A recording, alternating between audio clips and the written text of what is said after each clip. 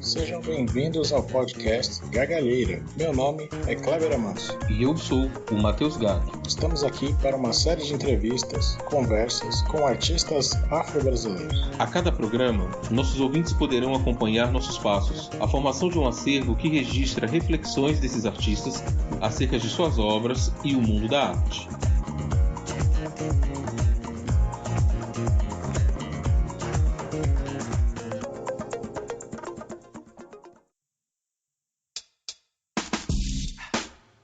Gargalheira Podcast. Gargalheira Podcast. Para o nosso primeiro encontro, convidamos Moisés Patrício. Moisés Patrício nasceu em 1984. É natural de São Paulo, capital. A arte entra na sua vida quando participa de um projeto social com Juan José Bauzi, um artista argentino radicado no Brasil. É formado pela Escola de Comunicação e Artes da Universidade de São Paulo. Trabalha com fotografia, vídeo, performance, rituais e instalações em obras que tratam de elementos da cultura latina, afro-brasileira e africana. Desde 2006 realiza ações coletivas em espaços culturais em São Paulo. Desde 2012 tem participado de diversas exposições individuais e coletivas. Prazer te receber, Moisés. A primeira pergunta que a gente gostaria de te fazer é que alguns críticos têm destacado como no seu trabalho a mão do artista se faz presente. E isso é evidente numa série como A Seita, mas também aparece em outros trabalhos no qual você ressignifica materiais, como tanto no estudo das monotipias e numa série linda que você tem chamada Amarração. Então eu queria que você discorresse sobre isso, quer dizer, sobre o lugar da mão do artista e de onde vem toda essa pesquisa que você faz. Bom, é uma alegria estar aqui compartilhando, também aprendendo com vocês. Acredito muito que nesse processo vivo das trocas, enfim. No modo geral, a minha pesquisa da série A Seita e toda a minha pesquisa com o gesto está ligado a uma inquietação que eu tenho com relação ao trabalho mesmo, né? A gente vive, enfim, todos os dias a gente já não é novidade, né? Mas na minha perspectiva eu sofro ainda esse impacto da escravidão no meu cotidiano, dessa dificuldade que as pessoas no meu dia a dia têm de lidar com o trabalho e também de lidar com a contribuição tanto manual quanto intelectual do negro, no modo geral, né? Eu sinto essa dificuldade nesse processo, né, de absorção, de trocas no meu dia a dia. E a série A Seita é uma tentativa de ampliar esse discurso, né, de ampliar essa discussão pro meu entorno, né. Então é um trabalho que acontece nas redes sociais, né. Então a plataforma o Instagram é a minha tela, né, para falar sobre isso. Eu coloco a minha mão esquerda no centro das questões. Para quem me conhece, é a mão do Moisés. Para quem não me conhece, é uma mão preta. E começo a disparar as perguntas, né, as questões, né? O que é o tato? O que vocês estão aceitando ou não aceitando? E onde que você entende esse gesto preto? Qual o repertório que vocês têm? E aí toda minha pesquisa, o meu processo, tanto das amarrações, né? As amarrações eu vou para um campo mais religioso, né? Eu vou meio que flexionando arte e religiosidade, porque eu sou candomblecista, eu sou filho de Exu, meu pai é um orixá que está ligado à contravenção, que está ligado à comunicação, está ligado ao encontro e desencontro das coisas, e que uma das partes do corpo dele, além da boca, é a mão, né? E eu vou imbricando tudo, né, as questões, né? Então, eu vou flexionando com a história que a gente tem, com a herança cultural, né, com o meu padrão estético ancestral, né, porque eu carrego também as minhas formas e a minha estética, que ela é ancestral. Então, o gesto pra gente é ancestral, né? A gente se comunica pelo gesto desde sempre. No candomblé, tudo é baseado no gesto, não só as oferendas, mas todas as manipulações, todas as danças. Mas a gente vive num país que a gente já conhece, que a maior parte das pessoas turistas na própria cultura, devido a toda a estrutura. E eu vivo, né, a minha prática está muito ligada a essa construção dessa ponte, né? Então, primeiro eu entendo que eu estou numa encruzilhada mesmo. Então, o Brasil é uma encruzilhada cultural que não conhece muito as potências que vêm, né, desses caminhos, né, que atravessam. E eu fico me divertindo, né? A série aceita um pouco essa diversão, porque ela vai meio que desdobrando para vários lugares e se multiplicando. São infinitos assuntos. Esses assuntos estão muito ligados ao meu trânsito mesmo, né? Eu tenho que transitar para encontrar os objetos, para encontrar as questões, para encontrar o conflito, para encontrar, enfim, ou muitas vezes para, né, para também me distanciar, enfim, e por aí vai. É um processo incipiente, mas que basicamente tem também o interesse de acompanhar o envelhecimento da minha própria mão, contrapondo esse projeto político do genocídio. Então, enfim, pensando um pouco, né, na importância desse gesto preto mesmo que eu carrego. É um pouco isso, assim. Eu estou dando uma panorâmica, mas a gente pode ir desfinhando no meio do caminho. Moisés, e como surgiu a ideia para a série Amarração, né? Então, a amarração tem um ditado Yorubá, meu pai de santo sempre fala aqui em casa, que é quando a gente reza, vai fazendo. Que essa é muito básico, assim, todos os processos, eles estão muito ligados, eles não estão colocados em caixinhas, né? Então a reza, a estética, a poética, a espiritualidade, a objetividade, a magia, a intelectualidade, está tudo de mão dadas, né? E recentemente eu tive a oportunidade de pular a cerca, que nem minha mãe fala, né? De viajar para Nova York, né? De superar um pouco essa fazendona chamada Brasil e ter essa experiência naquela cidade, né?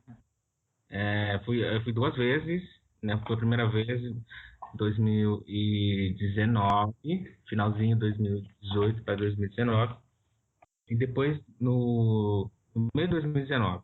E tive aquela experiência louca de entrar nas linhas de trem, de ver as grandes encruzilhadas, de ter infinitas linhas. E aí eu entrei nesse processo. Olha, o repertório que eu tenho é esse. Eu tenho que rezar e tenho que pedir. Então eu quero continuar expandindo a minha existência, a minha experiência de vida, né? Continuar colocando meu corpo em trânsito no mundo. E lembrei das amarrações, né? As amarrações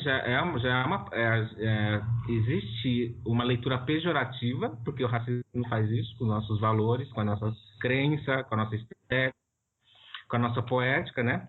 Mas é comum nos terrenos de Angola as práticas das amarrações. Então a gente vai, para aproximar das coisas, a gente vai rezando e vai juntando as coisas, e vai deixando lá, e vai trabalhando aquela energia, né? Isso já está muito enraizado na nossa cultura. Isso já foi muito distorcido também. A gente vê várias placas, faço amarrações amorosas, amarração de sei das quantas. Mas a amarração está muito ligada a uma prática negra, um gesto negro, né? Que é de juntar as coisas, de entender que o desejo tem que estar muito alinhado com o que você está fazendo, né? Que a estética tem que estar muito alinhada com a poética, né? E com a ética, e aí tem que dar tudo muito à mão, né? E a série nasce assim, ela nasce nesse lugar. Eu vou para Nova York, começo a andar, começo a ficar impactado com as linhas, aí encontro os papelões, né? Fico impressionado com a quantidade de descarte que tem também naquele lugar, assim, é incrível como, assim, chega uma hora às 18 horas em diante, todo mundo joga o lixo para fora. E o que mais tem em Manhattan, que foi onde eu fiquei, são caixas, papelão, né? Então eu fiquei pensando muito nessa cultura de massa, nessa cor desse papelão, na junção com a linha, com os desejos individuais, né? Que estava muito ligado aos meus desejos. E a série nasceu assim, né? O processo ele é muito também uma dança entre o mágico e o intelectual, assim, porque eu acho que isso é um jeito preto de, pelo menos eu fui ensinado a entender essa minha forma de entender o mundo, né? Existe uma diversidade também na nossa pretitude, né? E no terreiro a gente é sempre educado, olha, as coisas estão de mão dada, o mágico e o intelectual não são antagônicos, né? Eles dançam juntos, eles se fundem, eles se separam, eles voltam. E para mim, no meu processo criativo, estético, poético, também é assim, né?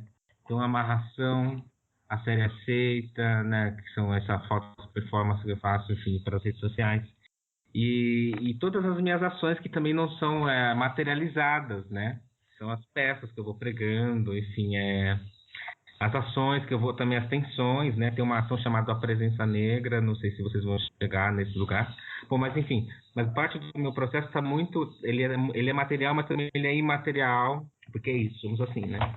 Eu achei lindíssimo isso que você falou agora, porque uma coisa que a gente queria te perguntar tem a ver com isso que você falou, que é o lugar do descarte, né? Ou seja, o lugar dos materiais na produção artística. A gente percebe no seu trabalho, quer dizer, na verdade são duas perguntas. Uma, a importância da ressignificação de materiais, e de materiais que muitas vezes são descartados, materiais que estão nesse lugar do que é o desperdício. E a gente percebe isso muito conectado com isso que você falou. Você falou de Nova York. A gente sente que a cidade ela é uma outra linha de força no seu trabalho, né? Isso fica evidente nos seus trabalhos sobre as monotipias, nos territórios. Eu queria que você falasse um pouco mais sobre isso, sobre o lugar da cidade na sua construção, né? Desde que isso tenha a ver com essa recuperação e ressignificação de materiais, e se você puder falar mais um pouquinho também dessa outra série, que é essa das monotipias do território, que fez a sua primeira exposição individual na nossa, pela nossa pesquisa, né? Então, queria que você falasse um pouquinho disso. Sim. O trânsito, né? Estar em trânsito, para mim, sempre foi uma questão importante, né? Porque eu sou uma pessoa inquieta, né? Eu tenho esse Ori, que ele é inquieto mesmo, que entra eu fico entediado muito fácil com as coisas, com as coisas paradas, com qualquer tipo de monotonia, assim. Parte da minha infância e adolescência foi lá em Santo André, na divisa com Santo André, em São Paulo, que é uma zona industrial, né? Foi até há pouco tempo um grande parque industrial, o Grande ABC, aqui em São Paulo, né? Então, assim, muitas fábricas abandonadas, né? Principalmente Santo André, São Bernardo, São Caetano, enfim, devido a esse grande polo industrial que foi no período. Enfim, nasci nesse cenário, né, do final desse período da industrialização e no início da prestação, né, desse momento que está vivendo agora, que é da prestação de serviço, da construção dos grandes shoppings. E por um período de 7, 10 anos eu vivi nesse ambiente de abandono, né, dessa estética, dessa ruína, né, que é conviver com esse lugar o tempo inteiro, iminência de desmoronar, de ver o tempo corroendo. E aí parte daquela história estava ligada também à minha família, porque meus pais trabalhou em uma daquelas fábricas, e aí vê toda aquela história morrendo, toda aquela falência. Eu lembro que na época do meu processo eu ficava muito incomodado que as pessoas, né, não sequer via as fábricas abandonadas, né? Era uma baita cicatriz na cidade e tinha uma certa vista grossa, né? Então, a princípio, eu promovi uma ação eu criei um grupo chamado MAO, que era Movimento Artístico de Ocupação Urbana, e esse grupo MAO, por um longo período, assim, 3, 4 anos, ficou ocupando fábricas abandonadas. Então, eu convidava meus amigos, uma parte de grafiteiros, artistas diversos, fotógrafos, performers, para junto ir desbravando esses espaços. Eu posso depois dar para vocês um link do blog, enfim, alguns vídeos que eu fiz no período da negociação, enfim, do convite para os artistas. Chegou aí a 400 artistas na ação, assim, um grupo gigante de pessoas. E essa série das monotipias nasce um pouco dessa convivência, né? Dessa convivência com o abandono, com essa ideia da falência, né? Dessa sensação de fragilidade, qualquer coisa pode cair na tua cabeça, você morrer, enfim. Eu fiquei um período muito longo nessa... A gente já vive sob essa tensão, né? Na periferia, sempre ter a sua vida passando na tua cabeça por segundos qualquer ameaça quando a polícia para, por exemplo, né, com a arma apontada. Né? Você fala, puta, veio a vida inteira. Mas na fábrica tinha também essa convivência com essa firula com a morte, sabe? Essa dança, esse flerte com a morte, assim. E essa série fala um pouco sobre isso, né? Você vê quando você tiver a oportunidade de ver ao vivo, você vê que é um trabalho muito sensível, todos foram feitos com corte de faca, então todo rasgado, nada se sustenta muito, é tudo muito delicado, é tudo muito quadrado, tudo, enfim, muito frio, né? Inanimado. E tinha um pouco enfim, aí tem esse interesse que eu tenho, né? Com o trânsito, com as coisas que eu encontro no caminho, que estão paradas, e aí me entra num estado de atenção, né? De incômodo. E aí esse incômodo ele passa pelas questões tanto política, econômica, social, energética, e é um turbilhão de coisas, né? E eu fiz essa série na verdade, eu voltei a fazer ela no Marrocos, recente, quando eu fui para o Marrocos, eu tive também essa sensação de novo com uma falência, porque lá tem várias ruínas, né, das cidades antigas, e as luzes, enfim, fábricas, e contrapondo com as fábricas, eu voltei a fazer. Mas é um trabalho que fala sobre isso, né? Ruína, trânsito, vida, morte. Sobre uma certa falência de uma ideia de progresso da cidade, né? Exatamente, total. Que é negado o tempo inteiro, enfim, que nos empurra para repetir, né? De novo. Você falou um pouco, né, então, sobre essa sua memória familiar sobre a cidade, né? Então você disse que seus pais trabalhavam na fábrica. A gente gostaria de saber se alguém na sua família era artista visual, músico em geral, ou mesmo que não fosse artista, se você tinha alguma referência próxima de alguém que tivesse uma hiper noção formal sobre arte, né?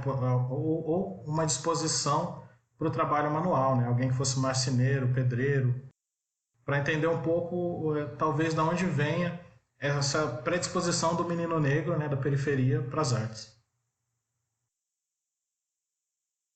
São duas coisas importantes, assim, no terreiro eu fui iniciado com 3 anos de idade, né, porque enfim, minha mãe veio para São Paulo de Minas, e lá, né, na divisa com a Bahia, né, e ela veio para cá sozinha, ela estava grávida, então ela me teve na rua, e eu fiquei 3 meses no hospital, enfim, internado, depois eu fui iniciado, e aí minha vida se deu toda no terreiro. No terreiro a gente é educado desde sempre a desenvolver a sensibilidade de várias formas. Ou pintando a quartinha, ou fazendo a própria renda, ou compondo a oferenda, ou enrolando um acaxá, fazendo o fio de contas, desfiando mariô. Quer dizer, de muitas formas eu fui estimulado a desenvolver a criatividade. A minha introdução no mundo da arte ela se deu por uma iniciativa de um professor argentino chamado Juan José Bauzi. O Juan José Bauzi, ele era um professor de pós-graduação da FAAP, ele era professor de pintura, ele também era pintor, né? E ele desenvolveu uma metodologia de ensino de desenho e pintura, ensino da arte para jovens periféricos. Ele tinha essa preocupação de estender a arte acadêmica para jovens, porque ele entendia que essa coisa de arte popular e arte acadêmica nada mais era uma estratégia da estrutura racista para legitimar, enfim, um grupo e subestimar o outro, né? Então ele pensou durante 10 anos e desenvolveu, enfim, uma oficina que chamava Meninos de Arte de Santo André, na qual ele possibilitava aula de arte. E nessas oficinas a gente ia no museu, galeria, durante o final de semana, isso aos 9 anos de idade. Então, eu juntei a minha acessibilidade que já vinha sendo desenvolvida do terreiro e essa mão estendida desse artista para esse universo, né, ocidental, para a sensibilidade das artes. A gente fala, né, esse lugar que eu chamo da contradição, né, porque eu sempre me senti no lugar da contradição também, né. A arte foi um lugar que não foi pensado para gente. né? Quando fala, olha, a arte é para um grupo muito determinado mesmo, porque a nossa sensibilidade não é quadrada também, para começar, né? Ela já não é quadrada, já não se encaixa, não tem um lugar mesmo por excelência. E quando a gente insiste, né, vira que no meu caso, né, eu sou meio Exu mesmo, eu quero lá e mastigo tudo, tento digerir, para justamente ampliar um pouco o que eles entendem como prática criativa, como fazer criativo, como fazer arte, né? A minha mãe, ela tá todo dia fazendo arte, quando ela tá lá arrumando a patinha, quando ela tá arrumando o PG. Então, todo o senso de estética que ela tem, de poética, de composição, de lugar, é tudo tão refinado que, né, que passa pelo conceitual, que passa pelo pintórico, passa por tudo. Somos muito foda, sabe? Eu me sinto muito orgulhoso. De fato, de ter assim, uma família tão sensível e de poder estar o tempo inteiro tentando ampliar um pouco nesse lugar da arte, ampliar um pouco esse fazer, né, esse entender que é a sensibilidade humana. Muito interessante isso que você está falando, porque, em geral, quando a gente concebe não só o artista afro-brasileiro, mas o intelectual negro no Brasil, a gente sempre há um senso comum de que é uma pessoa que tá emergindo nesse campo, que é o campo da arte, ou que pode ser o campo das letras, ou que é da literatura, de uma certa maneira contra o mundo e contra as suas heranças familiares, né? Como se as heranças familiares fossem sempre imaginadas nesse lugar que não permite ao indivíduo emergir pelas condições sociais, pelas dificuldades da vida. Então é muito interessante esse depoimento que você está falando sobre o lugar do terreiro e toda essa sensibilidade magética de construção, de ter que fazer o próprio colar, de ter que colocar as continhas, e como é que isso apura a sensibilidade artística. Você falou muito da sua mãe. Você tem contato, você teve contato, tem contato com seu pai, seus avós, outras pessoas da sua rede familiar? Sim, com todos. A gente é uma comunidade muito, assim, é uma comunidade de fato. A gente conta tudo, né? Inclusive as coisas que não deveriam, assim. As fofocas. Sim, meu avô tem 96 anos, mora em Minas. A gente fala o tempo inteiro agora pelo videoconferência.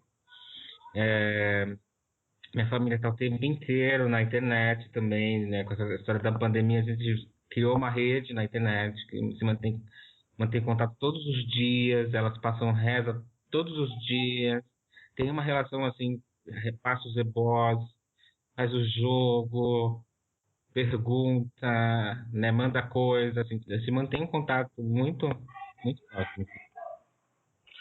Seu avô tem 96 anos? Sim. Nossa, que coisa rica. E ele conta um pouquinho da trajetória dele pra gente, se você quiser, né? Ele é de Oxaguian, ele tinha um terreiro lá em Minas Gerais, na década de 60, de 68. O terreiro dele foi atacado por um grupo de policiais que estavam lá da ditadura, enfim, evangélicos, foram lá e fecharam o terreiro, levaram o PG dele, o tambor. E aí ele espalhou minha mãe, meu pai, minha família toda para São Paulo e Rio de Janeiro, né? Para as casas de santo que ele conhecia, porque a primeira rede social que a gente tem é os terreiros, né? Mesmo, que a gente vai nas casas, visitam, as pessoas se conhecem, um filho sai daqui, vai para o outro estado, abre uma casa e cria uma rede, aí o outro abre outra casa, no final a gente acaba se encontrando, assim, nessa rede.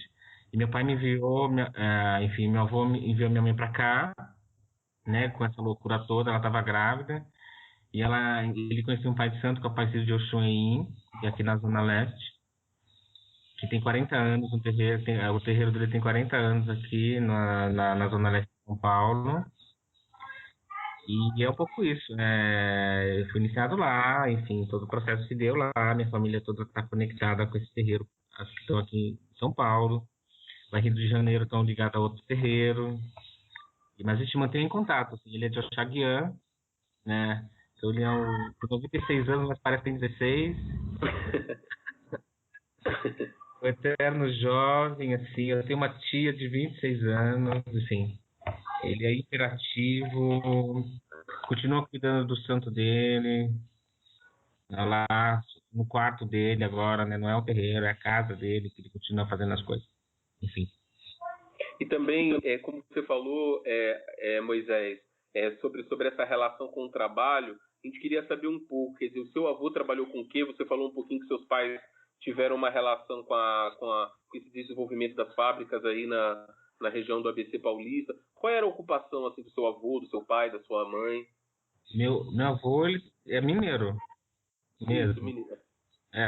Ele trabalhou numa mina até pouco tempo. Na verdade, ele ainda tem, sim, até 80 e poucos anos, porque é uma história louca. Ele trabalhava para uma família japonesa em Minas Gerais, que tinha algumas minas, e ele ficou desde jovem, assim, também junto com essa família, né? Era o trabalho que ele ganhava o pão dele, enfim. E aí a família foi embora porque exauriu a terra, porque acabou, não tinha como que tirar mais dessa mina, e ele deu pro meu avô essa mina. E meu avô ficou, né? Porque existe uma fixação, uma obsessão que é desenvolvida quando você entra nesse universo de procurar o ouro, procurar, né? Existe um sonho que vende, né? Se você descobrir a pedra X ou a mina assada, vai mudar a vida de todo mundo a quinta geração, né? Meu avô ainda tem esse lugar na cabeça. Ele fala, olha, eu vou ainda encontrar o caminho da pedra certa. Muito tempo fazendo, indo todas as manhãs cavar lá. E tem lá essa mina que é dele, que ele é um buraco infinito, que não vai para lugar nenhum. Mas que ele passou a vida inteira lá, fazendo e caçando coisa. E ele fez isso, ele é mineiro. Além de Babalorixá. E sua mãe? A minha mãe, ela revende produtos de limpeza, do cosmético, então ela sempre foi,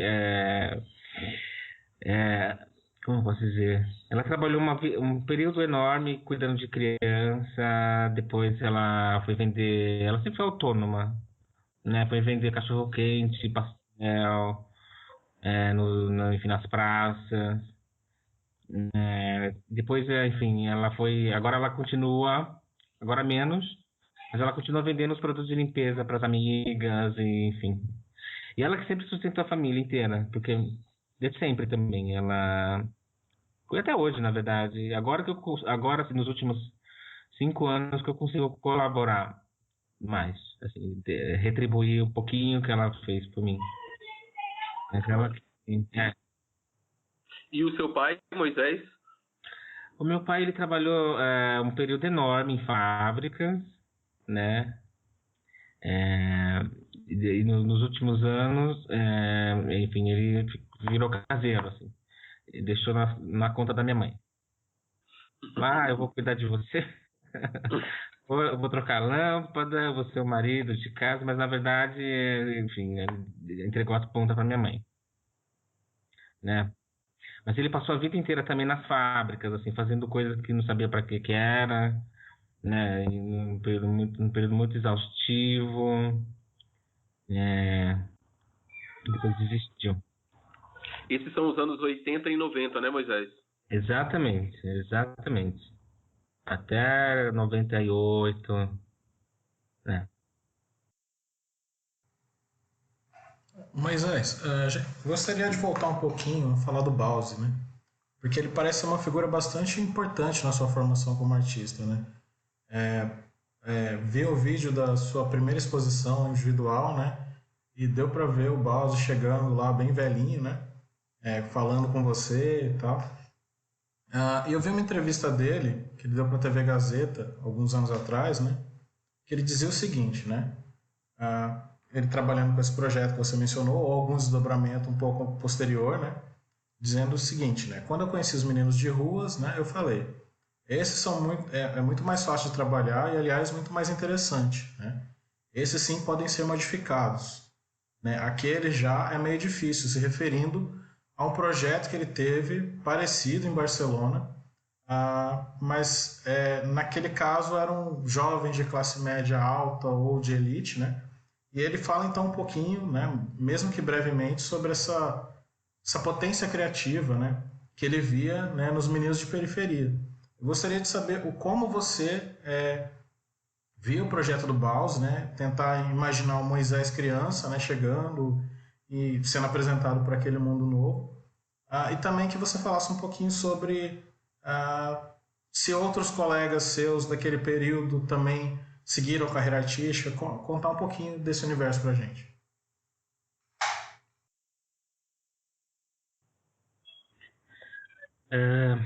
Bom, o Baus, a oficina do Baus não tinha nunca teve como meta formar artistas.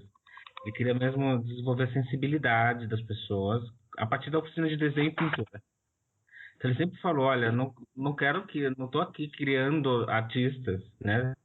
Eu estou apresentando para vocês formas de que você pode entender o mundo. Tanto pode visitar uma exposição e ter repertório para ler o que vocês estão vendo, ou se comunicar por esse lugar também, se for o caso, né? O projeto durou 10 anos, enfim, passou mais de 1.000 jovens no projeto, foi muito importante no bairro. Ele era muito assíduo e ele tinha uma preocupação primeiro ele tinha uma alegria, porque na periferia, do modo geral, é onde também esse eco da colonização, essa violência da colonização chega por último, né? Então, por lá ainda a gente consegue ter uma certa espontaneidade em todos os sentidos, inclusive para absorver e aprender e para assimilar, enfim, é tudo mais fresco, né? E o Baus tinha essa percepção, ele sempre teve essa percepção, olha, se você tem uma cabeça mais fresca, a gente está falando de sensibilidade humana, se você já não carrega esse vício, né? Porque é isso, quanto mais pro centro da cidade, mais duro, mais rígido você vai ficando, né? Você não consegue muito se flexibilizar. Então ele entendia que tinha uma flexibilidade, uma capacidade de se flexibilizar nos bairros. Para mim, quanto jovem, eu lembro muito bem, o que me interessava muito era ter acesso ao material, né? Porque muitas vezes eu não ouvia o que ele estava falando, só queria ficar pintando mesmo. Porque o material artístico sempre foi muito assim, quer dizer, a segregação é com os materiais, né, no mundo das artes. Se você não tem uma grana para comprar uma tinta, você não vai pintar, cara. E aí potinho de tinta, R$100.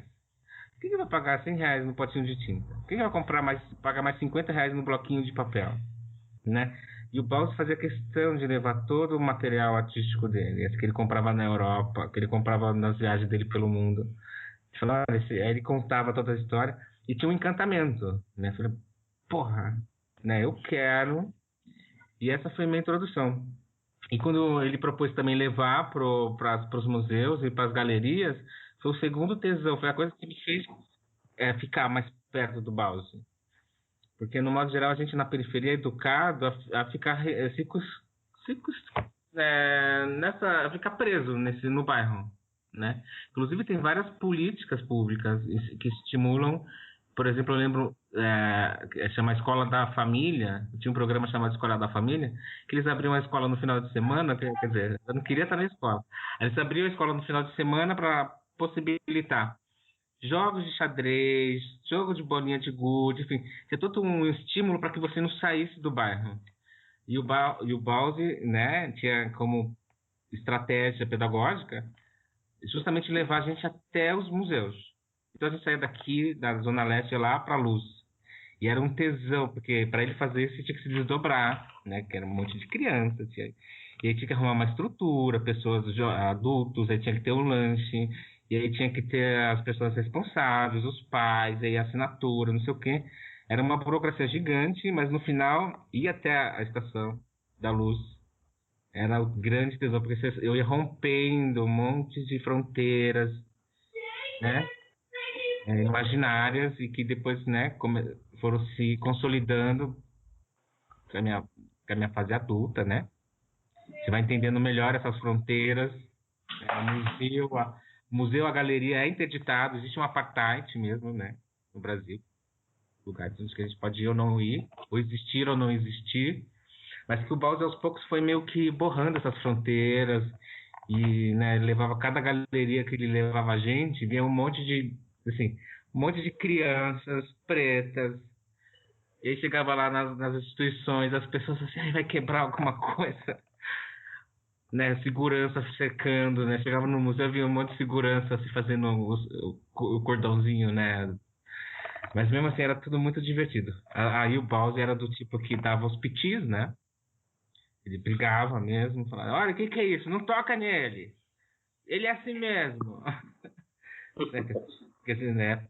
Preto, eu me sinto expansivo, assim, eu sou expansivo, eu gosto dessa ideia de explodir as coisas, né? De chegar né, e aprender na prática, né, da experiência. E o Bowser sempre nunca silenciou esse lugar, pelo menos em mim, assim, né? Porque também tem uma diversidade na nossa pretitude. Mas assim, eu me sinto solar, né? Sou expansivo mesmo. E gostaria de saber se você entende que ele tenha te influenciado ou você tenha se sensibilizado esteticamente pela obra dele ou mais nesse sentido que você falou até aqui.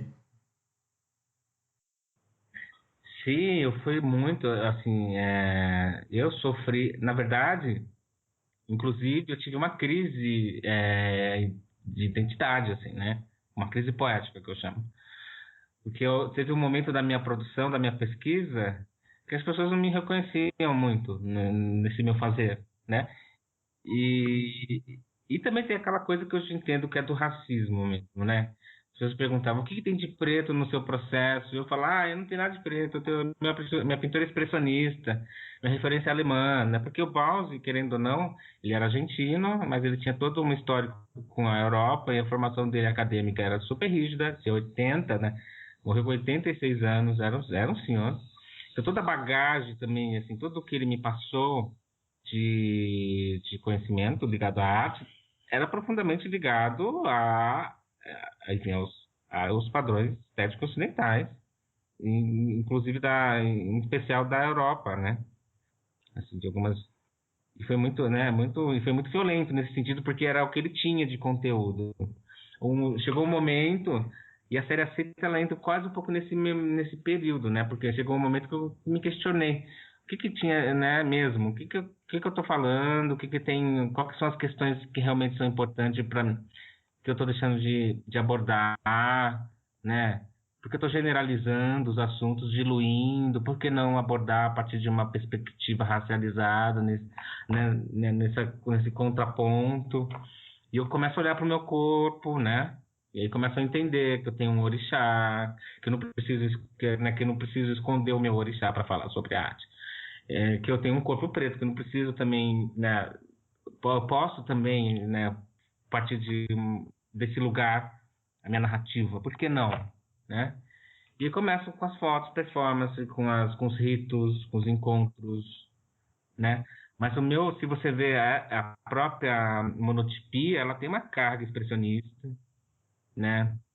Bem forte, ela está muito ligada ainda à pintura do Bauzi, mesmo se você vê o gesto, as cores, né, o movimento, a vibração, está muito ligado a esse expressionismo que o Bauzi, enfim, pintou durante a vida dele nessa experiência com a gente, né?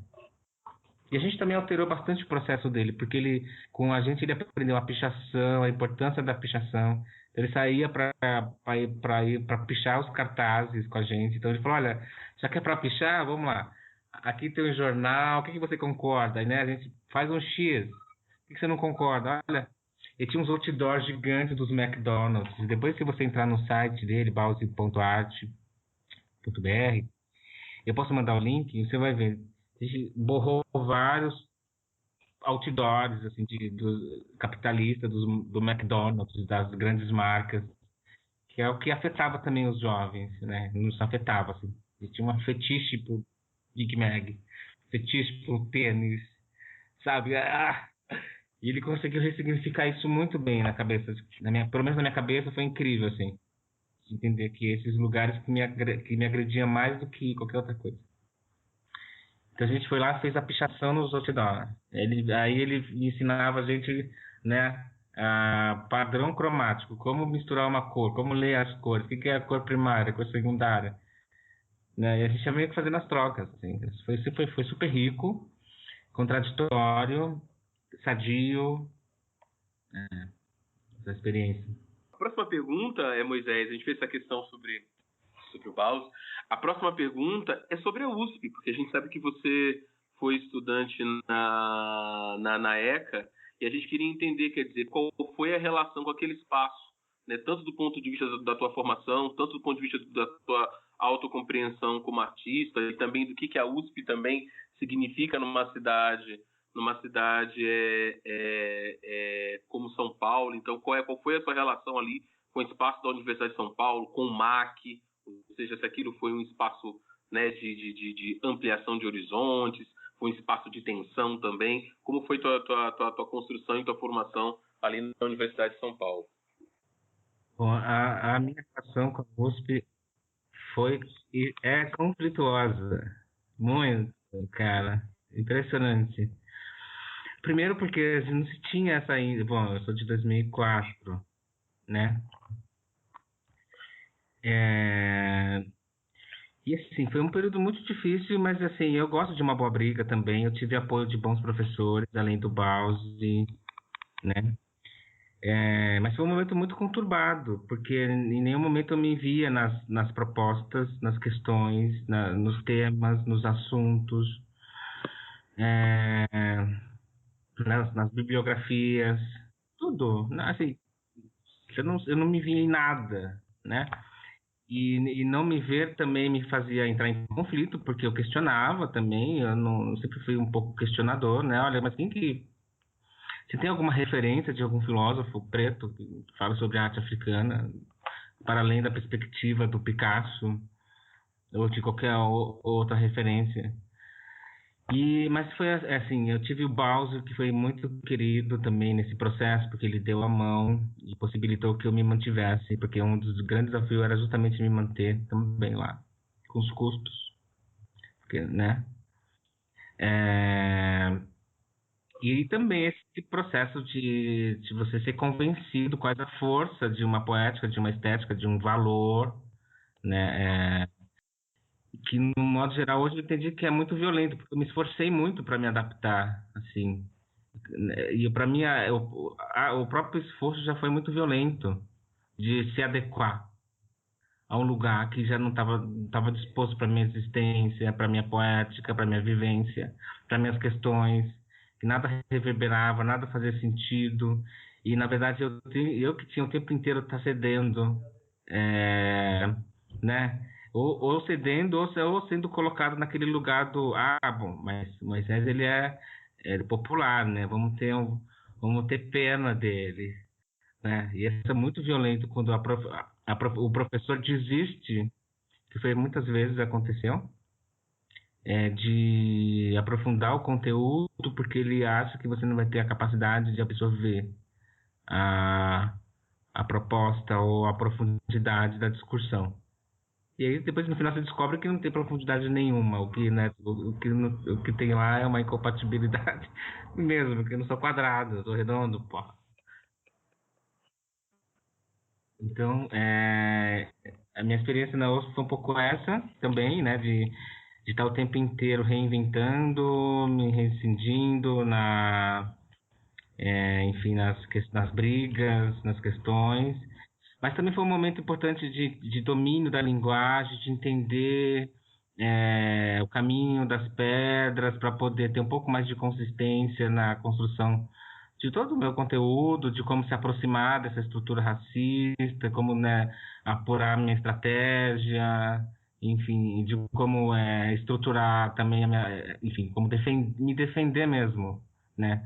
Quando você entende mais de perto da estrutura, você também ganha uma capacidade de se defender, né? Você sabe de onde vêm as coisas, onde está o equívoco, onde está a fragilidade.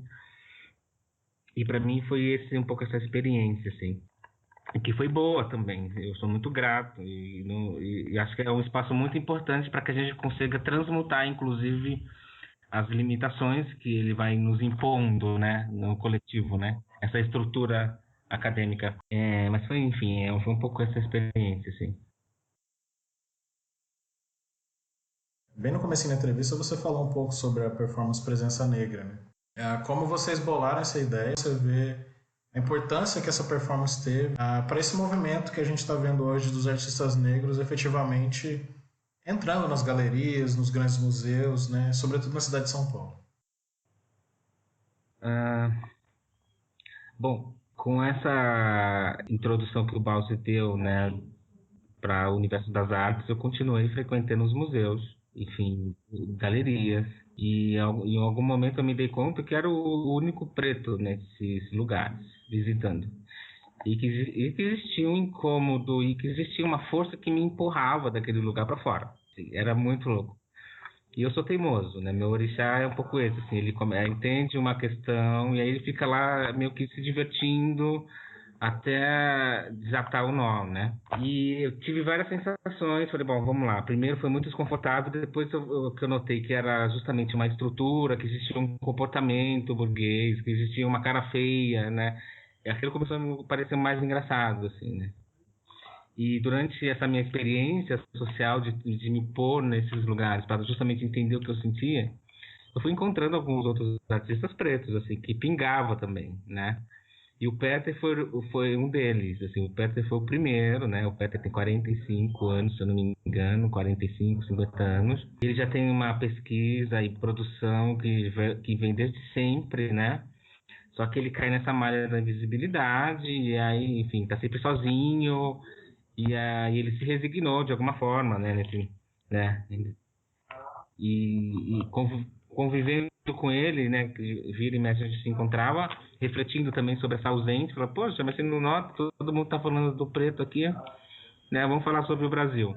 Aí, né, cai naquela, não dá pra falar sobre o Brasil sem falar da gente. Falou do Brasil, tá falando da gente, cara. E tô falando ali da gente, tal assunto, e eu não concordo com aquilo. O que você acha? Eu também não concordo, né? E aí a gente começava a trocar. E sente falta mesmo de perguntar para as outras pessoas de que aquela opinião que está sendo emitida pelo artista se condiz, conecta com você, se você tem alguma crítica, algum ponto a ser levantado, né? E a gente sempre se deparava com as pessoas com a cara feia do lado, né? Fazendo, gente, isso aí peidou e não gostou, essa daí comeu alguma coisa estragada de manhã, não, vamos perguntar para outra, assim, você não encontrava uma recepção, uma empatia, assim, né? E claro, porque a gente estava numa estrutura racista conservadora, e ainda não tinha se dado muita conta, né, do tamanho desse conservadorismo. E eu sugeri para o Peter, olha, a gente poderia convidar outras pessoas, né? Por que não? A gente, né? Se eu descobrir como que tal dia está tendo uma vernissagem, por que não repassar a mensagem, né? E a gente falou, então vamos fazer uma ação, vamos escrever um manifesto. Então a gente convidou as primeiras pessoas, os primeiros amigos, que eram outros profissionais, né? Faustino, né? Infinitos outros profissionais maravilhosos que estavam produzindo conteúdo, intelectuais incríveis, que a gente queria trocar mesmo com eles, essa impressão, né? Já que aquele outro grupo não tinha uma abertura, né? A gente convidou os nossos conhecidos, as pessoas que a gente admirava, enfim, que estavam a fim de trocar. E aí ela só foi crescendo, assim, a gente foi crescendo, a gente escreveu um manifesto questionando do porquê dessa ausência, do quanto que essa ausência, né, anunciava toda uma estrutura problemática, e do quanto que o silêncio que as galerias e os galeristas e os artistas e os curadores faziam era tão criminoso quanto, né? E do quanto que, né? E começou a pressionar. Olha, você compactua com isso, né? Ah, imagina, a gente aqui não conhece artista negro, porque assim, o grande discurso do racista é a mesma coisa, né? Não conheço profissionais negros que falem sobre isso, que façam essas coisas, né? O que tem um trabalho suficientemente qualificado para tal assunto. Olha, me desculpa, você está mentindo, assim, que eu não consigo, eu já perdi até os dedos aqui, só nessa conversa com você, né? E é sempre esse discurso com as galerias, porque eu perguntava também, né? Eu sempre perguntei, olha, quem que é o artista preto? O que eles falam sobre isso? Por que ele está falando sobre fazenda, sobre escravidão? O que é isso? O que é, né? Sempre questionei.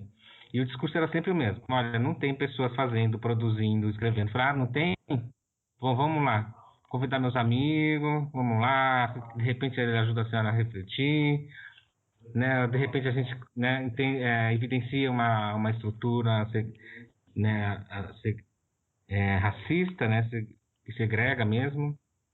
E a ação ela se deu nesse lugar, assim. Então eu fui crescendo até o ponto que chegou uma matéria, que a Folha de São Paulo escreveu uma matéria de domingo, a Folha inteira, perguntando que povo é esse. E aí, né, tentando diminuir a ação, dizendo, um rolezinho, né? Porque, pô, se é preto é inho, né? Se é branco é coletivo. E aí foi para esse lugar. E vamos lá, um grupo de ativistas negros. Não, a gente não é ativista, somos cidadãos, cidadão, estamos aqui. Quando o grupo de brancos se reúne, a gente não fala, né? A gente fala que, olha, juntou a máfia, ninguém fala, né? O mafioso X dos Jardins se reuniram. Não, mas quando passa de 3 pretos, os caras já começam, né, a acionar toda essa estrutura problemática. Esse lugar do racismo também está no imaterial, né? É impressionante como que eles atuam no imaterial também, né? No dito, não dito. Né? A gente vê lá, não tem nenhuma placa na galeria indicando que pessoas pretas não é bem-vindas, que não pode entrar. Não tem essa placa. Aí não vai a pessoa preta lá. Por quê? Porque nesse imaterial, né, esse simbólico já está dito, já tem lá todas as anotações, todas as interdições, né? Meu interesse era atuar também nesse lugar.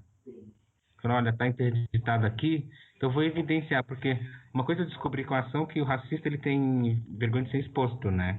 Do constrangimento. A gente fala, olha, você é racista, cara. Eu não, só não gosto de preto. Mas você é racista, você tem nome na minha terra, viu? Se o seu comportamento, se o seu vício, qualquer que seja, né? Tem um nome, tem uma origem, inclusive, né? A sua ancestralidade está ligada a isso.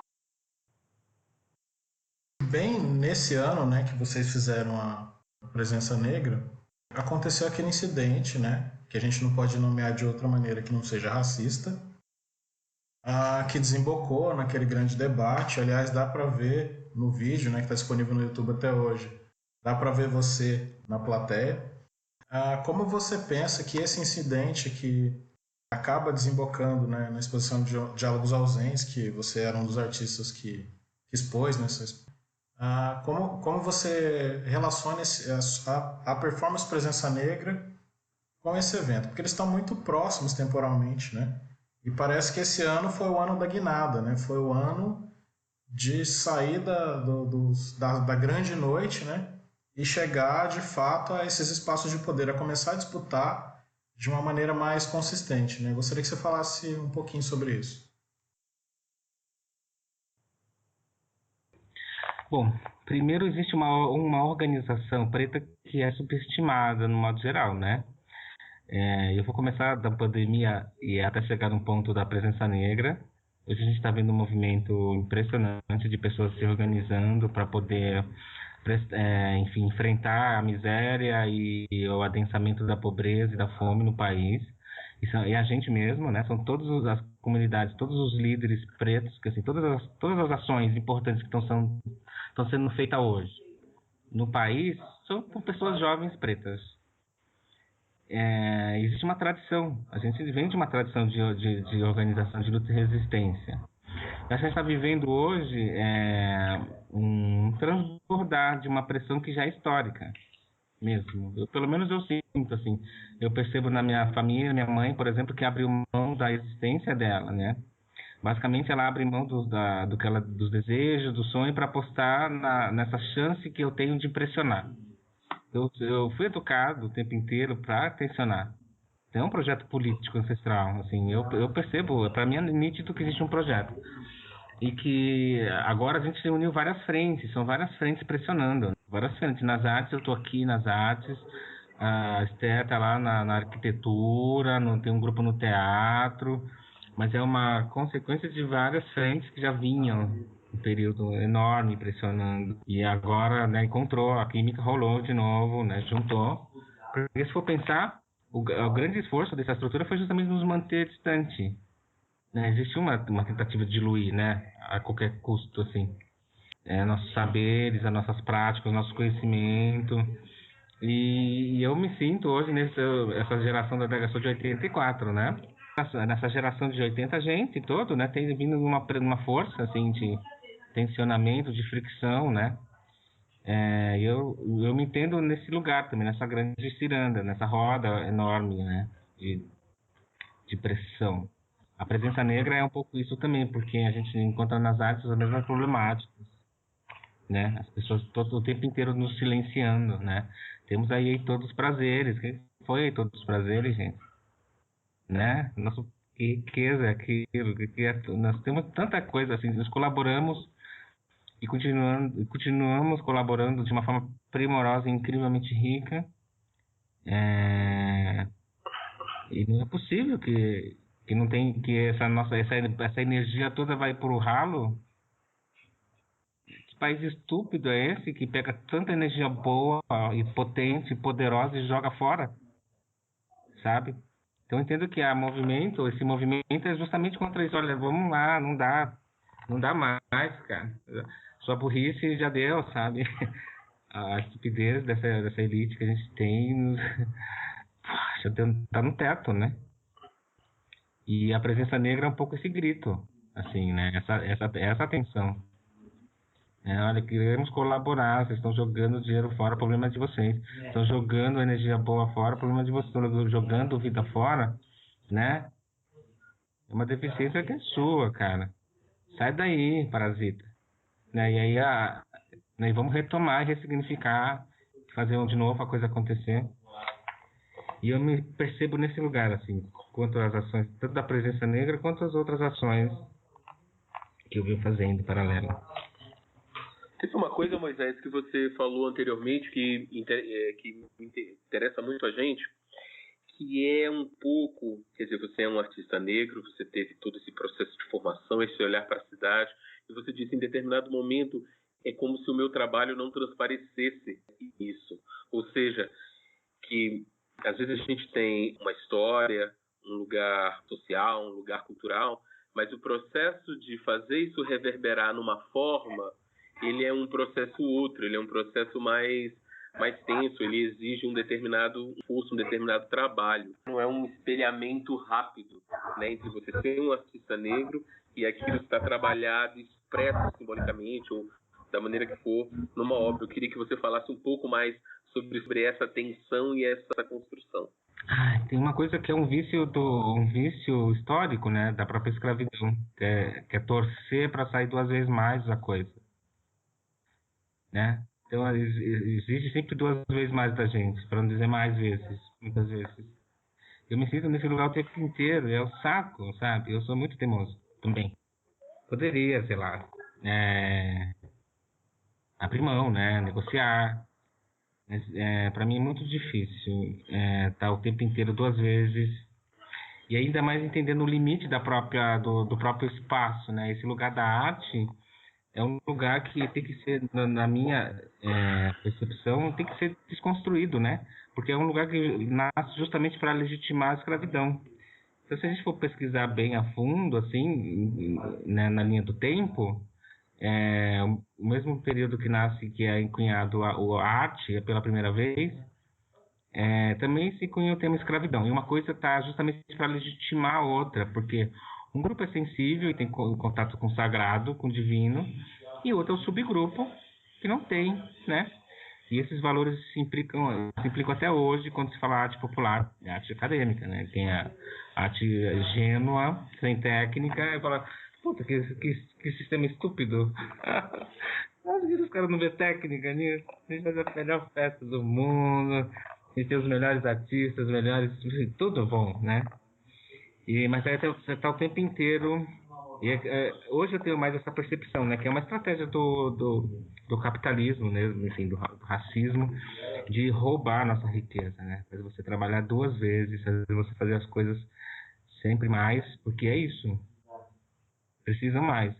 E hoje tem um esforço, né? Que hoje a nova, pelo menos eu sinto, que a nova escravidão ela é intelectual, né? Que se você faz um texto muito bom, vão falar, não, faz de novo, tem que ficar 2 vezes bom.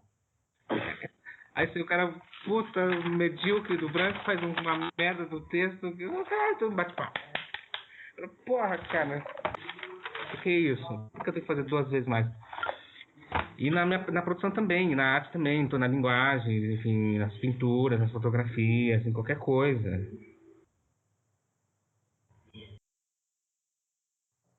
Moisés, agora, enfim, vamos falar sobre a série Aceita, né? Acho que é uma série bastante potente, né? O seu trabalho que tem maior repercussão nas redes sociais, né? Talvez pelo fato... Não, talvez não, né? Provavelmente pelo fato dela acontecer, né, no primeiro momento, quase como um instantâneo, né? Suas crônicas diárias, que você vai lá e fotografa a sua mão, né, imersa nesse mundo, né? Eu gostaria de perguntar, né, sobre o seu processo de composição, né? De como você escolhe os materiais, né? Como você ressignifica esses materiais, né? O que vira arte, o que você olha e acha que não tem um potencial eventualmente para virar arte, né? Contar um pouquinho dessa... Como que é a sua curadoria dos materiais, né, durante as suas andanças. Ótimo. A série Aceita, ela nasce também em alguns momentos assim que é bem icônico, né, na minha vida. Um deles é a perca do ateliê. Enfim, eu sou pintor, eu me vejo como pintor, né? Assim, essa linguagem que eu adotei para brigar, defender e disputar a narrativa. Mas é uma prática que é burguesa, né? Porque ela exige uma estrutura, exige que você tenha uma condição social para poder comprar o material, e para poder viajar, e para comprar livro, para poder fazer blá, blá, blá, blá, blá, blá, blá, e vai tudo contra o que eu aprendi no terreiro, né? No terreiro eu aprendi que eu só levo na cabeça o que é interessante para mim. Se eu sei interessante, eu vou ficar aqui dentro. O que é fora é o excesso, né? Eu levo essa é uma filosofia de vida. Mas de qualquer forma, eu sou um pintor e vim com essa prática enfim, da pintura, que exigia o espaço para guardar a pintura, para pintar, para armazenar. E aí, com a perca do ateliê, eu fico com as questões na cabeça, né? E aí tento explodir ela nas fotografias. Então, assim, a série Aceita também é uma prática de pintura, mas num conceito mais estourado, assim, é onde eu consigo estourar. Então eu coloco a mão preta no centro, e aí o fundo está muito ligado com o centro, e as discussões estão todas meio que conectadas, com a vibração, com o assunto, com a composição. Então todo o meu gesto ele é pintórico, e aí de acordo que eu vou me locomovendo na rua e me encontrando com os objetos, vai disparando em mim esse senso estético. Não. Não sei se estou me fazendo entender, mas é um pouco isso. De acordo eu vou sentindo, né? Porque é isso também, né? O sentir pra gente, candomblessista, é importante. É o mais sagrado, né? Quando você dá uma atenção pro sentir, né? Porra, tô sentindo uma coisa, não vou ignorar, né? E esse olhar, né? Essa atenção por sentir também eu levo pro meu cotidiano, assim. Então quando eu vejo uma imagem, uma palavra X, sei lá, mucambo. Tem um produto X chamado mucambo. Isso já me aciona uma atenção. Faz me sentir mal, faz me sentir incomodado, e eu vou atrás do assunto, né? Aí eu ando ali e encontro um cartucho. Isso me faz me sentir de uma determinada forma, né? E aí eu vou compondo, né? Esse sentimento, né? De uma forma imagética. Que é um pouco sobre isso também, né? Contar o que eu sinto a partir de um dispositivo eletrônico, porque a gente não tem muito repertório ainda para traduzir essa proximidade que é necessária para, né, que a gente compartilhe o sentimento, né? O racismo não deixa, né? Então eu fico buscando formas, por exemplo, a rede social para mim é um pouco essa estratégia. O que foi oferecido para mim no terreiro como dispositivo de identidade não é reconhecido na nossa sociedade. Então, onde a minha identidade foi formatada, não é reconhecida. O que eles reconhecem? Reconhece o formato que dão pelas redes sociais, que nem o Facebook e o Instagram. Aí você vai lá, tem todos os quadradinhos para você se encaixar, né? Perfil, fotinha, videozinho, e aí você coloca a idade, o que você se interessa. Eu falei, puta, isso não me entendo nesse lugar. Meu dispositivo eu sou de Exu, né? Sou da rua, gosto de festa, resolvo as coisas nas festas, eu gosto de criar pontes, assim, é um outro dispositivo de identidade, né? E a série aceita, ela entra um pouco nesse lugar. Bom, tudo bem, vamos lá. Vou construir, né? Pensar um pouco nessa interação, nessa possibilidade de fricção, de pontes, né? A partir dessa minha sensibilidade, desses cruzamentos, né? Dessas fricções, desses, enfim, encontros e desencontros. Uma das imagens da série aceita que eu achei mais impactante, né? Sim, inúmeros, né? Mas essa, em especial, me chamou muita atenção. É uma que você... a gente só tem a silhueta da sua mão, né? Fazendo um gesto de intervenção mesmo, né? Só que, diferente da maior parte das imagens, você tá com a palma da mão virada para o espectador, você tá com a mão virada para o contrário, né? Você tá com a mão virada para uma litografia do Thierry Frère, né? Que se chama Casa para Alugar, Cavalo e Cabra para Venda, né? Que é uma imagem bastante potente, né? Uma imagem colonial, né? Que mostra a desumanização dos corpos negros no período escravista, né? Que é o que a gente tem de repertório visual sobre o período escravista, né? A gente, infelizmente, não temos a nossa imaginação sendo alimentada por imagens produzidas pelos sujeitos que foram escravizados, né? Mas eu acho interessante que você faz uma espécie de intervenção, né? Então é uma imagem que fala sobre um comércio, né? De pessoas negras, né? E você faz uma intervenção de tal maneira que a sua intervenção humaniza aqueles personagens, né? E como eu já vi você falou um pouco aqui hoje, né? Eu já vi em outras entrevistas você falando sobre essa sua disposição para andar, né? Ir para os lugares de conflito, né? E se impactar sobre aquilo e compor, né? Eu gostaria de saber qual que é o papel do acaso, né? Na composição das suas obras, né? E quão importante é o acaso, né? Para você criar. O acaso, para mim, é um dispositivo para exercitar a liberdade, para manter a minha flexibilidade, né? A gente, enfim, eu volto a falar do terreiro porque é minha referência. No terreiro a gente é educado que não tem fora. A gente mora no mesmo telhado, debaixo do mesmo telhado. Você tem que lidar com as coisas que passam por você, né? E eu fico muito, quando eu saio para a cidade, para me entender o outro, eu fico buscando muito essa capacidade que o outro tem de descartar as coisas. Esse descarte diz muito sobre o entorno. De alguma forma, a minha intuição, meu instinto fica afinado quando eu consigo ler melhor o descarte do outro, sabe? Porque, de um modo geral, esse descarte também implica na minha produção intelectual, na minha produção artística.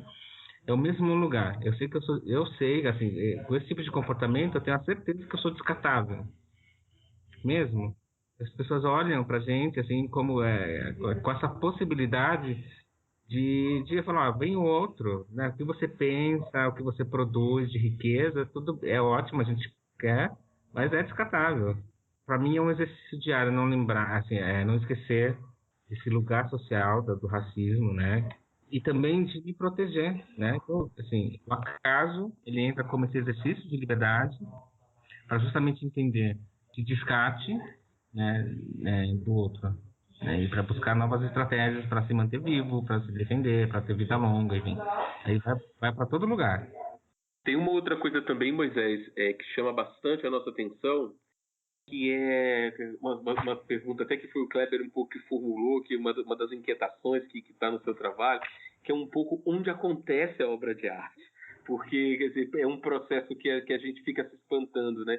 Primeiro porque, no caso dessa série especificamente, é um processo que é infinito, né? Ou seja, você colocou o desafio de ver também um pouco essa mão envelhecer, mas na maioria das imagens que a gente tem essa mão estendida, e essa mão está estendida para fora.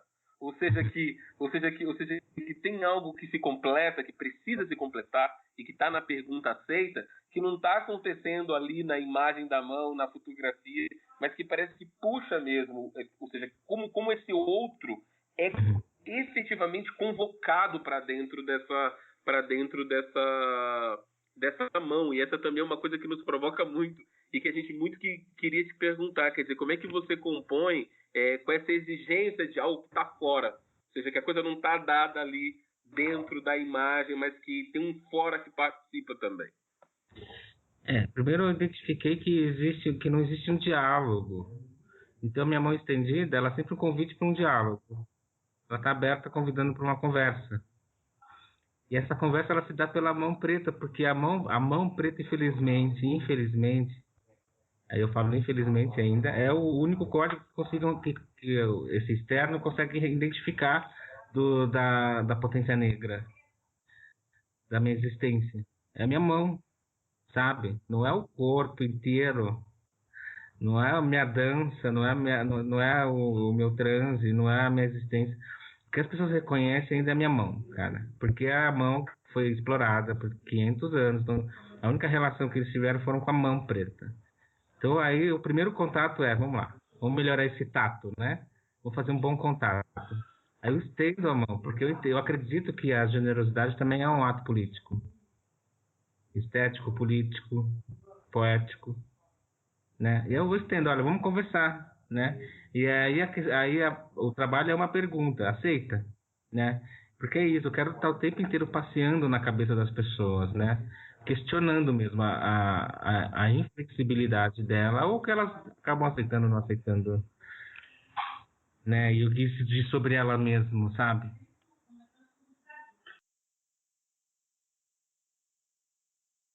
Você fala então dessa sua inquietude, né? Eu gostaria de fazer uma pergunta mais simples, né? O que significa o seu ateliê na Avenida Paulista?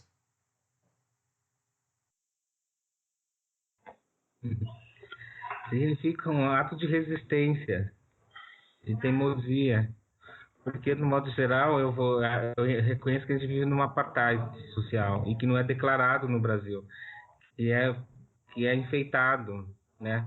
E é de uma forma desonesta, cultuada, assim. E me falaram que eu não poderia estar existindo naquele lugar. E eu falo, olha, posso ser. Que é isso? Porque eu sou uma semente, né? Me enterraram, brotei, estou aqui agora, firme e forte, minha raiz bem fincada. Aí eu vou existir onde eu quiser. E eu fui lá como projeto político, né? Porque não é fácil, mas tô lá. É muito bom. Assim, está desafiando, está existindo naquele lugar com aquele monte de gente que não imaginava essa existência, né? E aí estar nesse lugar também é abrir fronteiras e borrar e abrir caminhos para novas existências, né? E é isso também. Estar lá também é um gesto político, né? Eu estou afirmando politicamente que eu ainda tenho um controle sobre mim, né? E para ter toda uma estrutura que contra, né? Economicamente é quase inviável, né? Socialmente inviável, porque todo o entorno racista, né?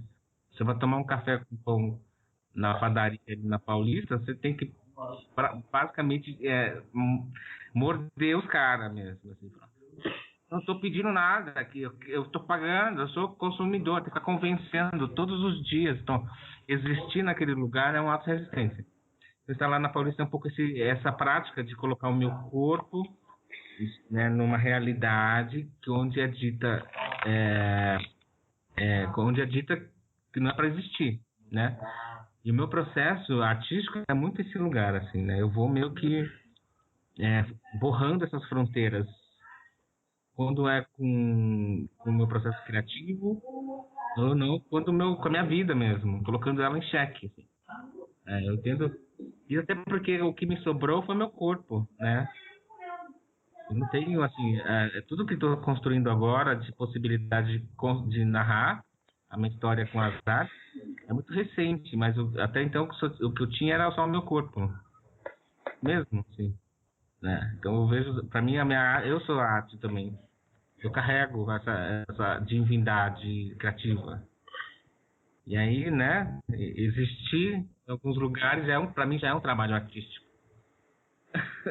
Porque o trabalho artístico não é fácil. Genial. Genial. Outra coisa que a gente queria te perguntar, Moisés, é sobre a circulação internacional, né? Você esteve na exposição de Dakar e a gente queria, e também você falou dessa experiência em Nova York, a gente queria um pouco entender como é que você lê a recepção do seu trabalho. Quer dizer, o que é o seu trabalho quando ele sai daqui? Como ele é lido? Quais são os rótulos? Dizer, quais são, ou seja, em que circuito pode rolar? Quais circuitos ainda estão vedados? A gente quer saber um pouco o que é o processo de internacionalização de um trabalho de um artista como você nesse momento. Algumas coisas assim, esse isolamento social que a gente foi submetido, ou ainda é submetido todos os dias, é muito violento, a gente já sabe, né? Mas citou algumas coisas também. Uma delas é preservar, por exemplo, o Yorubá arcaico, né? Do Benin, de Guidá, né? Estou dando um exemplo de que como que esse isolamento ele nos prejudicou, mas também ele manteve algumas coisas. Uma das coisas que se manteve é algumas das tecnologias sociais que está no terreiro, por exemplo. Algumas tecnologias de convivência, de comunidade, alguns valores ancestrais, algumas práticas que de alguma forma foram mantidas tanto pela geografia, que é o nosso país, né? E quanto também pela nossa capacidade de resiliência, né? De resistir, de manutenção, a partir dessa cenário político que a gente vive. Quando eu trabalho lá fora te respondendo, ele é recebido dessa maneira. Tem um monte de informação que as pessoas gostariam de ter acesso, um monte de pensamento e de produção de sentido que o mundo gostaria de ter acesso, mas que esse isolamento não possibilita, né? Então, quando a gente consegue furar um pouco essa bolha, existe um interesse de entender essa cosmovisão, pelo menos essa ética, estética, que foi subestimada, que foi visibilizada, escondida, que se manteve isolada por um longo período, mas que hoje reconhece que é importante para o mundo que está ruindo, né? Existe toda uma capacidade de criar comunidades que é nossa. O mundo agora fala, olha, como que eu fico perto desse cara 10 minutos? Não consigo, né? Existe toda uma tecnologia, e não é só uma, infinitas, né? Vai do jongo, a capoeira, qualquer coisa, qualquer terreiro, né? Angola, candomblé, enfim, né? Roda de samba, todas essas tecnologias sociais estão com a gente, né? E a gente sabe criar essas pontes entre a gente mesmo, entre as divindades, entre os origens. E quando, por exemplo, vai para fora uma produção em que consegue imprimir um pouco esses valores, existe uma sede absurda. Quando eu fui para Nova York, vendi todos os meus trabalhos, eu fiz 230 amarrações, foram todas embora, todos, assim, continuo vendendo obras, as pessoas ligam de lá para cá, né? E cada vez mais o circuito aqui, que é retardado, que é grosseiro, que é racista, vai se sentindo pressionado. E toda a abertura que a gente está sofrendo hoje aqui também não é uma generosidade ou um discernimento dessa elite estúpida. É uma pressão externa, de novo, sabe? O pessoal não para. né? E aí tem uma pressão externa, absurda, todo mundo perguntando para os museus do Brasil, cadê essas vozes? Todo mundo perguntando, cadê essa produção? Vem um selecionador, um curador, qualquer outra pessoa, alguma pessoa séria que esteja interessada em pesquisar e estudar de uma forma honesta, certa, né? Que não tenha gestos equivocados, né? E as pessoas ficam assim, não tem, né? A gente já não existe muito na internet, né? A boa parte da nossa produção ainda, existir na internet ainda é um desafio para a gente, para a comunidade preta, porque a gente ainda é uma elite, mas assim, o que existe de arte e cultura ainda não está rolando na internet, como deveria, essa existência não se dá. As pessoas pesquisam lá, arte preta não acha nada, né? E aí quando vem para cá pelo filtro da elite, a elite reproduz a mesma coisa, não tem. Mas, pô, como não tem 60% do país é preto, não tem. Quer dizer, tá subestimando quem, né? Estúpidos. Né? Tá subestimando quem? A gente não é estúpido, né? Vocês são estúpidos, mas a gente sabe que tá rolando um conchavo aí para esconder essa produção toda. Quando a gente consegue furar essa bolha, aí tem, né? Enfim, eu fui super bem recepcionado no Marrocos, fui super bem recepcionado em Nova York, fui super bem recepcionado em Dakar, no Benin, na Nigéria. Agora está rolando vários convites para fora mesmo, para rolar. Vai sair uma matéria super bacana em Benin, em Berlim, essa semana, sobre a Féria Seita. Está rolando, né? E a elite aqui fica toda ressentida, né? Porque elas acham assim, não foi eu que descobri. Porque eles têm essa...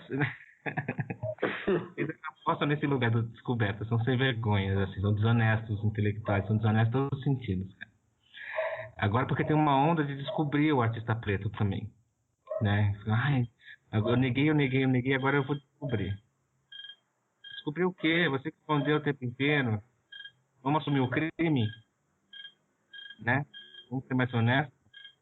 E esse é o meu lugar hoje, assim, já consigo negociar um pouco mais com essa elite, sabe? E já não vende mais para mim já não compro mais esse lugar que precisa de mim para chegar em tal lugar, de um atravessador, para acessar os outros olhos, outros pensamentos, né? Outros intelectuais, outros artistas.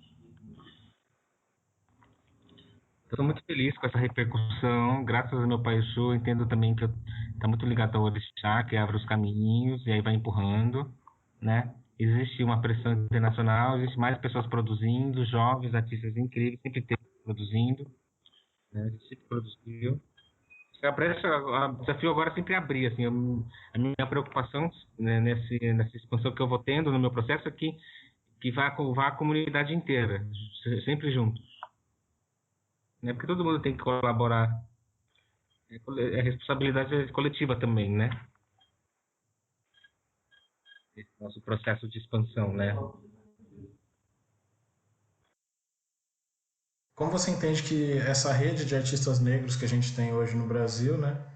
Como ela se articula, né?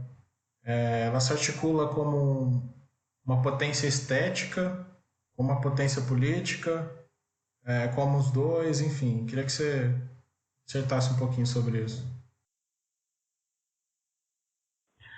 Olha, tem um grupo gigante que vem com uma potência de estética e política, né? Sei lá, a gente pode falar do Jaime Laureano, Paulo Nazareth.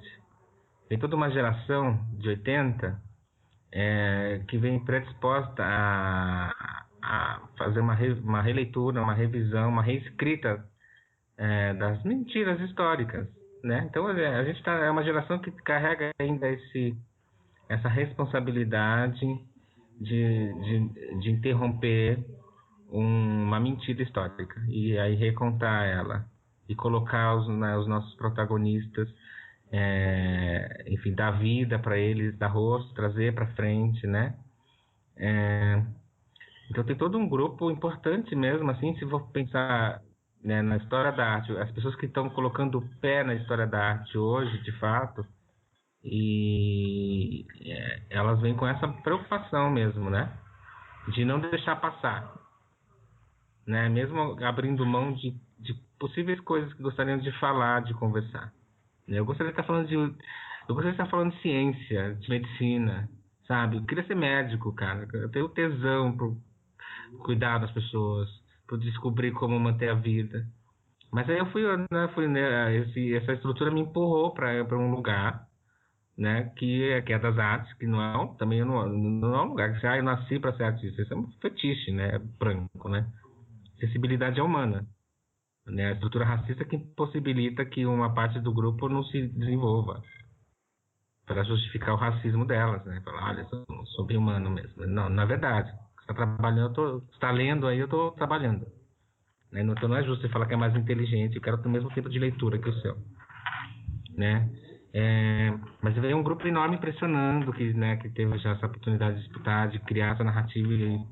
Então a política ela está muito presente mesmo, porque a gente, inclusive, eu entendo que a arte é esse lugar branco, né, empobrecido da sensibilidade, assim, em que precisa ser inclusive questionado e aí a gente inclusive encontrar um outro nome para essa coisa, né, para não ficar perpetuando essa violência, né, de quem é um artista é o indivíduo sensível, o restante são todo o cocôzinho da humanidade, porque tem um cara que ele tem uma sensibilidade maior. Não, se chama privilégio, se chama um monte de coisas, né? Eu não quero esse papel de ficar sendo responsável de carregar o cocô dessa humanidade, né? Porque o papel da arte é um pouco o papel daquele do posteiro, sabe o posteiro? Ficava levando o cocô da casa grande na cabeça, de um lado para o outro, né? O artista preto que eu não sei, pelo menos assim, eu não quero cair nesse lugar de ficar me acreditando na arte, porque a arte é mais um lugar de ficar legitimando toda essa merda que esse sistema racista, por exemplo, impõe, né? Você é um artista, você está segregando automaticamente um monte de gente, se destacando, falando, não, eu sou comunitário, sou coletivo, né? Então tem que achar um outro nome para isso. E tem tido esse desafio. Mas a gente está num momento que agora tem que disputar a narrativa para depois reconstruir e pensar ela no outro formato, né? Então eu me sinto nesse lugar de estar repensando a arte, ressignificando ela, vivendo nesse lugar para justamente em algum outro momento ter a oportunidade de romper, né? De ser a ruptura também.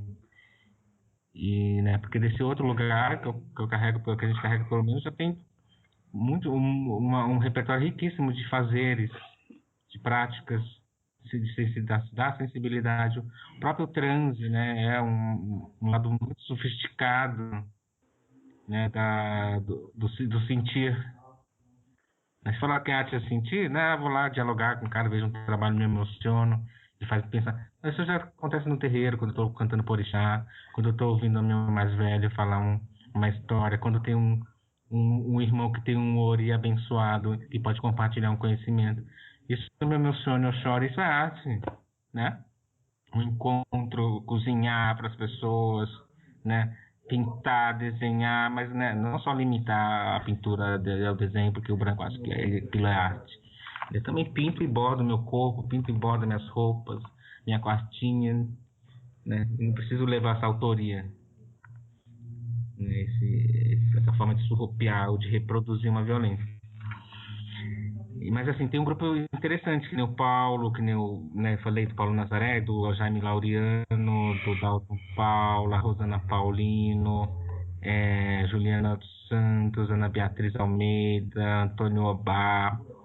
Nossa, tem um grupo tão incrível de artistas no mundo, do Brasil todo, pensando e desconstruindo e reinarrando tudo, sabe? Reconstruindo essas narrativas e trazendo novos repertórios, novas práticas, novos fazeres também. Mas eu entendo que é um momento de ruptura, porque ninguém quer se convencer e nem se adequar a esse lugar, né? Eu não me sinto nesse lugar, agora eu vou ganhar um lugarzinho no caminho das artes, eu sou um artista, eu vou brigar para manter nesse lugar aqui. Não, é romper, eu estou nesse lugar do rompimento, eu cheguei aqui porque é isso mesmo, né? Eu sou uma energia teimosa, mas chego para abrir, né? Não para me adequar ou ficar brigando por esse lugar, né? Falar, é artista. Eu sou da família Oxumeim, é isso. Nossa, e muito a ver com o que você estava falando, quando eu e o Kleber a gente estava discutindo sobre as séries, né, sobre tanto a seita quanto a amarração, uma coisa que a gente notou era que como que a ideia de ancestralidade, né, como que a ideia de ancestralidade ela aparecia longe desse lugar que é o lugar da primitividade, que é o lugar do tradicional nesse sentido de um arcaísmo, né? Ou seja, uma das coisas que chamou muita atenção, né, nessa mão que é multiplicadora, nessa mão que é um tridente que você explicou, era como que a ancestralidade costurava ali uma forma, né? E ao mesmo tempo conseguia deslocar um dos seus estigmas centrais, que é esse estigma de ser o velho no sentido de um certo atraso, no sentido de uma certa primitividade, né? Pois é, para você ver como essa cosmovisão é subentendida, né? Tem um ditado de Exu que eu gosto muito, que ele diz que ele matou um pássaro ontem, uma pedra que ele jogou hoje, né? Que a ancestralidade, ela tá muito ligada com o presente mesmo. É quântico, né? O começo, o que a gente entende como primórdio, como presente, é a mesma coisa. É o fim e o recomeço, são duas pontas que se encontram, assim. São dois pontos que se unem, e aí chega um momento que quase assim a gente fica confuso, fala, uau, o que é o fim, o que é o... né? E esse limiar que eu gosto de transitar, assim, no meu processo. Agora eu me perdi no nosso roteiro, eu não sei se sou Kleber ou se sou eu. Uma outra pergunta também que a gente gostaria de fazer tem a ver com isso que você já trouxe para a gente, né?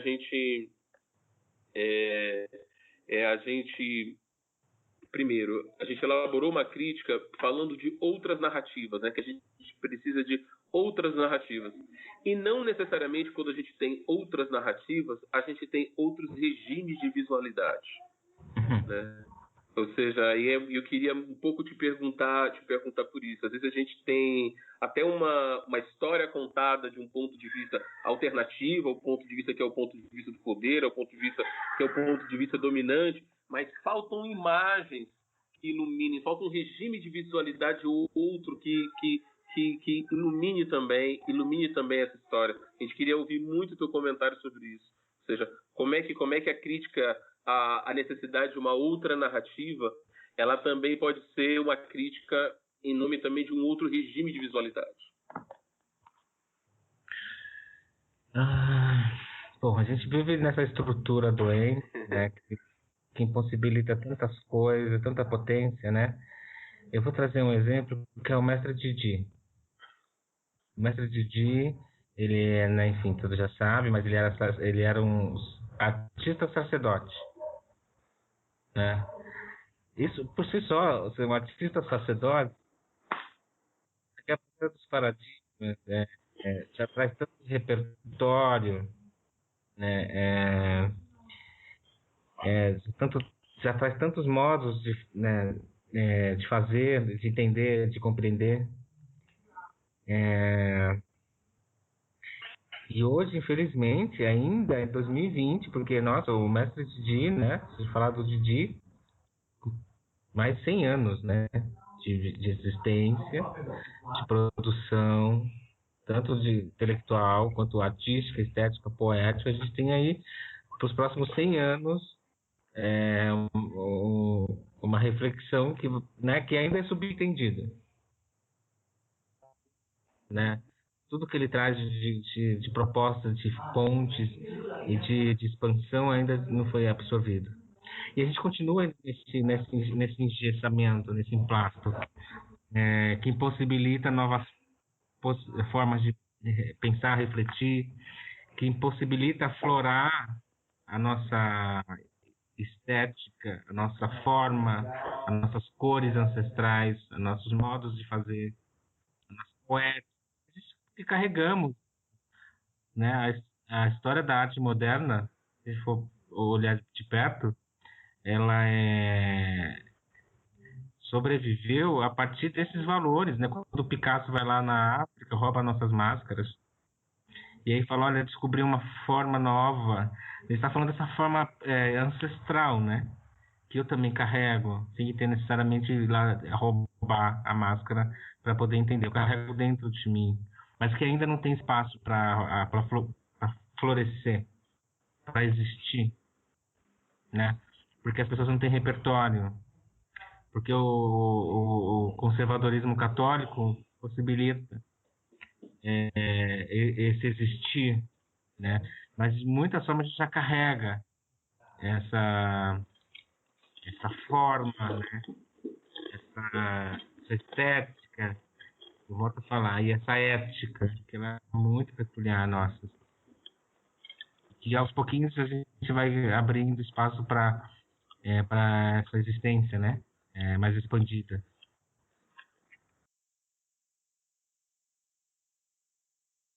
Bom, mas então a última pergunta, né, dessa longa entrevista que a gente está fazendo aqui com você, né, é perguntar, né, a dimensão que você acredite que a série Aceita teria como autorretrato, né?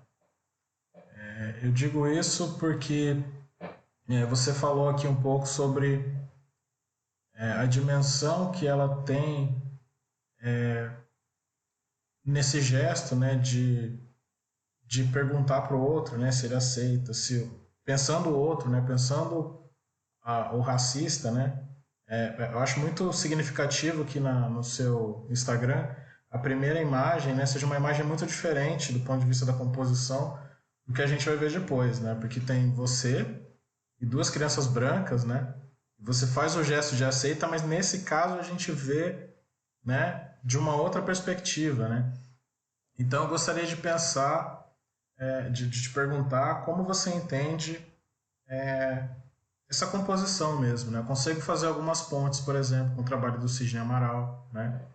Ou com o trabalho de outros pintores, né? Você citou aqui um pouco sobre, por exemplo, o Heitor dos Prazeres, que é um pintor que por muito tempo, né, foi colocado como um não pintor, ou um pintor menor, né, com essa estupidez, né, de chamar de arte ingênua, né, um cara que conseguia decodificar o racismo, decodificar os desejos da comunidade negra, né, na qual ele estava imerso, né. A gente tem muitos outros, como Arthur Timóteo, que eu entendo que são pintores que passaram por um dilema similar ao seu. Claro, cada um no seu tempo histórico, com as suas questões, né. E acho que eles enfrentaram a questão do autorretrato, cada um à sua maneira. Eu queria saber do Moisés Patrício, né, se ele enxerga essa dimensão do autorretrato na série Aceita. Sim, entendo. Entendo e exercito esse lugar do auto-olhar. Pensando um pouco nessa construção da identidade também, né? Como eu tinha falado um pouco tempo atrás. Essa é uma questão que me cerca também. Essa possibilidade de narrar ou de construir uma identidade que fuja um pouco desse formato que é imposto, né? Então, a série Aceita é isso mesmo, sou eu mesmo. E pensando um pouco nessa perspectiva exuística, né? Exu, ele tem alguns símbolos. Um é o ogó, né, que é o pênis, aí tem a mão, né, tem um coração, tudo que gera movimento está ligado a uma identidade, é uma das facetas desse orixá. Eu entendo também que temos facetas, assim. Uma das facetas da minha personalidade é o gesto que eu sou capaz de gerar. Então, sim. E a minha mão e a mão diz muito sobre também um período histórico. Eu posso fazer vários recortes, na verdade. Eu sempre estou numa encruzilhada, posso ir por muitos caminhos. Mas sim, essa perspectiva do retrato, enfim. Me sinto muito mensurado, completo nas minhas composições. Acho que as pessoas me percebem bem. Nossa, querido, muito obrigado. Já.